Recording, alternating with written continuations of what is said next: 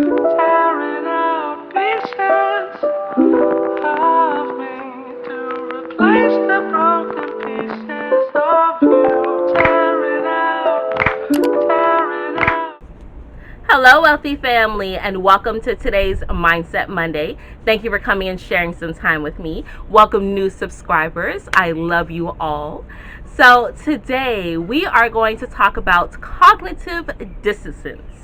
And for those of you who may not know what cognitive dissonance is, it's basically when your mind entertains two opposing things at the same time. Okay?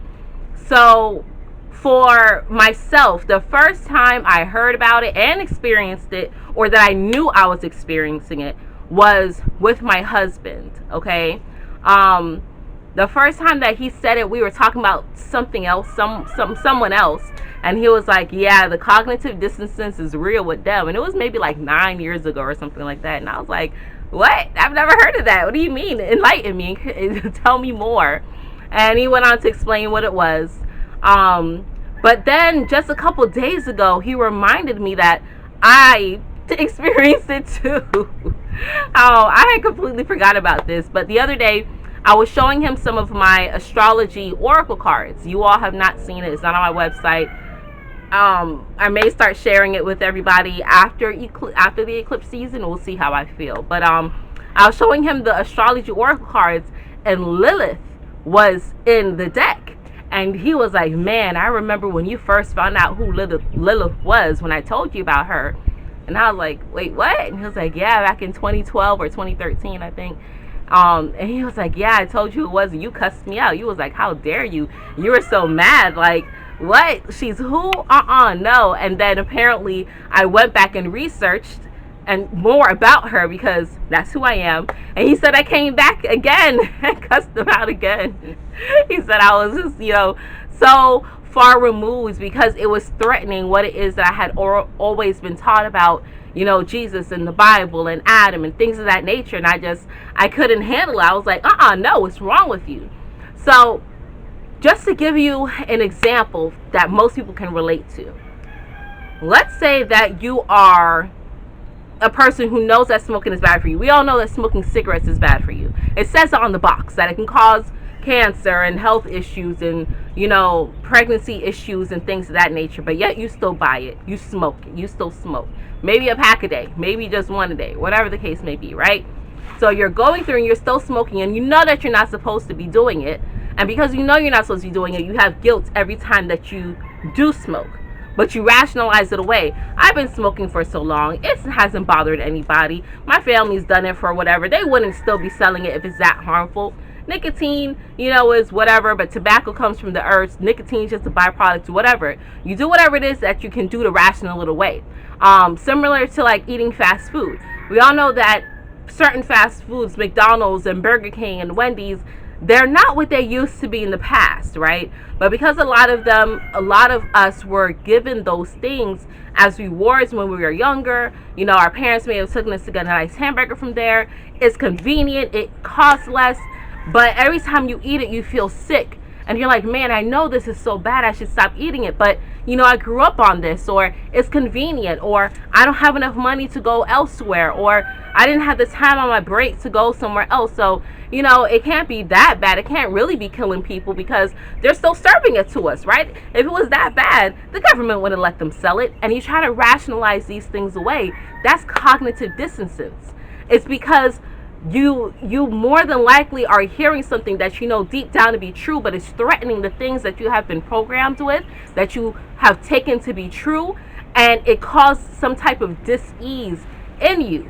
So now you're calling everything into question, and instead of you changing the behavior, it's so much easier to just change the thought pattern or rationalize it or make it seem like it's okay, right? To give yourself an excuse or give yourself a reason.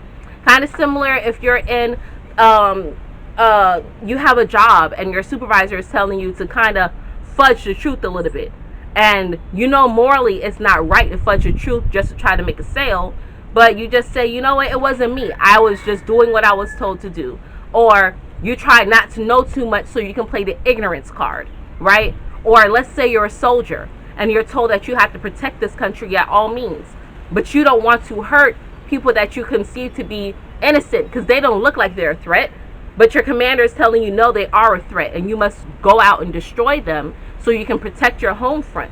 Now, as a moral human being, you may feel like, oh no, I can't do this. Now you're battling within yourself. You're grappling on what it is that you can do. And you're causing this cognitive dissonance. You're causing this mental break. You're causing this dis-ease in your thought process and a conflict with yourself and your inner self about what it is that you should do. But so many of us, as a matter of fact, 95% of people are experiencing cognitive dissonance in some shape, way, or form. Even when it comes to religion, like myself. When you are experiencing these things and you just keep ignoring it, it becomes easier to keep going through it and not recognize it. It was easy for me to say, you know what, I don't believe what it is that they've been telling me to be true with this religion or about Jesus or about Jehovah God. It's been so long and I haven't really resonated with that, but it's what I was taught. It's what my mother does. It's what my siblings do. It's, what my father did. It's what my grandparents did. So how could I go against this? And when my husband would say those things to me, it would make me so angry. So I'm like, what's wrong with you? I love you so much, but Jehovah God's going to kill you. So stop it. My thought process, I couldn't wrap my head around it. So I had to shift that so I can open up and broaden my horizon so I could come into my true power, come into my true knowing.